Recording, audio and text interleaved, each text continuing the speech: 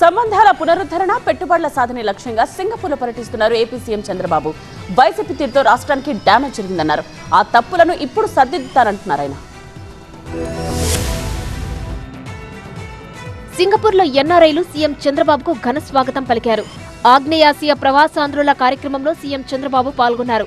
ఈ సందర్భంగా సింగపూర్తో కలిసి పనిచేసిన తీరును, రాష్ట్ర అభివృద్ధిని ప్రస్తావించారు CM Chandrababu. Amaravati master plan ను సింగపూర్ ప్రభుత్వం ఉచితంగా తయారు చేసింది. రాజధాని అభివృద్ధికి సహకరించేందుకు ముందుకొచ్చింది. కానీ 2019లో జగన్ ప్రభుత్వం రావడంతో అన్ని తారుమారయ్యాయి. ఇమ్మీడియట్ గా ఆంధ్రప్రదేశ్ అమరావతికి మాస్టర్ ప్లాన్ తయారు చేస్తామని, ఫ్రీగా తయారు చేస్తామని పెట్టిన దేశం సింగపూర్ దేశం. 19లో గవర్నమెంట్ మారింది. కడాన సింగపూర్ గవర్నమెంట్ కూడా తప్పుబట్టే పరిస్థితికి వచ్చారు. గత ప్రభుత్వం చేసిన తప్పును సరిదిద్దడానికి సింగపూర్ వచ్చానన్నారు సీఎం చంద్రబాబు.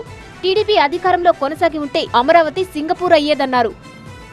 పెట్టుబడులని సాధిస్తాను గాని రాష్ట్ర ప్రతిష్ట పోతే, బ్రాండ్ పోతే శాశ్వతంగా ఆంధ్రప్రదేశ్ రాష్ట్రం నష్టపోతుంది.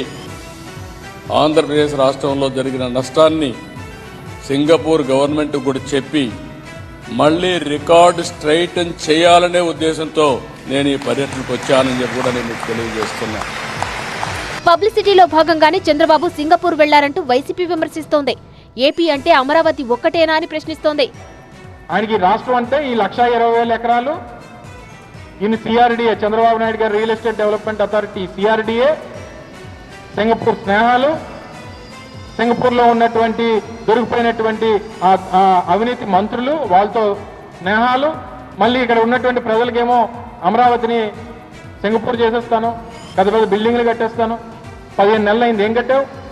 దారి తప్పిన రాష్ట్రాన్ని గాడిలో పెట్టేందుకు సీఎం అహర్నిశలు కృషి చేస్తున్నారన్నారు మంత్రి లోకేష్. సింగపూర్లో 40,000 మంది తెలుగు ప్రజలు ఉన్నారంటే గర్వంగా ఉందన్నారు సీఎం చంద్రబాబు. సింగపూర్ సహకారంలో ఏపీని నంబర్ 1గా తీర్చిదిద్దుతామన్నారు.